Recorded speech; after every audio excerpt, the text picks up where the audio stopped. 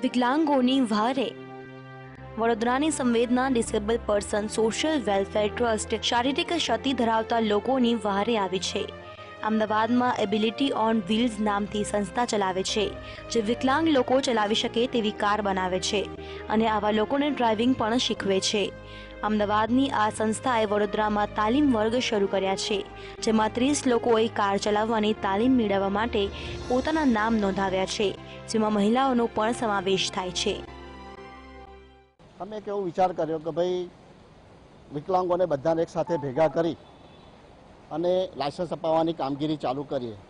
એ દરમિયાન અમારો સંપર્ક એબિલિટી ઓન વ્હીલ્સ નામની એક સ્કૂલ છે એની સાથે થયો।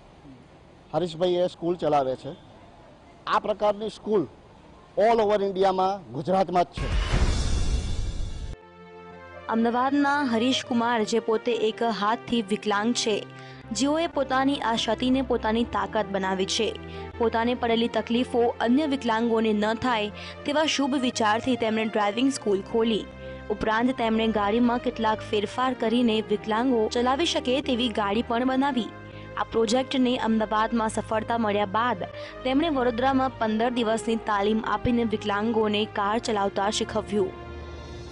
रिसर्च करके कैसी गाड़ी बनानी है विकलांगों के लिए, किस प्रकार की प्रॉब्लम, किसी की लेफ्ट लेग में प्रॉब्लम है, किसी के राइट में, किसी के हाथ में, तो उस हिसाब से पूरी गाड़ियां तैयार करने की स्कीम बना के फिर मैंने अपना प्रपोजल रखा और जब मुझे प्रिंसिपल सैंक्शन मिला उसके बाद हमने ये ड्राइविंग स्कूल का कार्रवाई आगे बढ़ाई और 1 जून से ये हमारा ड्राइविंग स्कूल रजिस्टर हुआ है। प्रथम दिवस હતો અહીંયા, એટલે અમને ટોટલી ટ્રાફિક રૂલ્સ ને એ બધાથી ગાઈડ કર્યા છે અને વિકલાંગે માટે જે આ લોકોએ મિકેનિકલી હેન્ડ બ્રેક અને એક્સિલેટર જે હાથમાં લીધું છે એને કેવી રીતે ઓપરેટ કરવું તેનું ગાઈડન્સ આપ્યું છે। વિકલાંગોને ધ્યાનમાં રાખીને શરૂ કરવામાં આવેલી આ સંસ્થાએ પોતાની આશાઓને ફળીભૂત કરી છે। આ સંસ્થા દ્વારા કેટલાક વિકલાંગ લોકોનું કાર ચલાવવાનું સ્વપ્ન પરિપૂર્ણ થયું છે। એવા કેટલાક વિકલાંગો બેરોજગાર છે, જે કાર ચલાવીને પોતાનું ગુજરાન ચલાવી રહ્યા છે અને સ્વમાન ભેર જીવી રહ્યા છે। સંવેદના ટ્રસ્ટ દ્વારા શરૂ કરેલી આ પહેલ ખરેખર સરાહનીય છે। કેમેરામેન કિશોર સિરસાગર સાથે Sanjay Page, bureau report, VTV news, Vadodara.